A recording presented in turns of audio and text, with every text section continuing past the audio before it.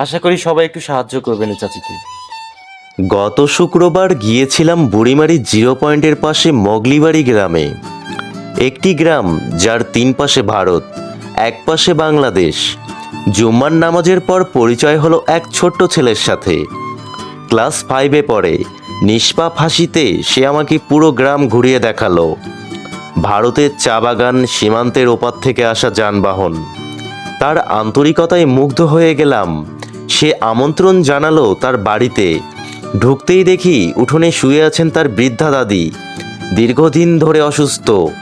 জানতে পারলাম পরিবারের অবস্থা করুণ। 2 বড় ছেলে আলাদা হয়ে গেছে, আরেকজন দেখাশোনা করলেও এখন বেকার।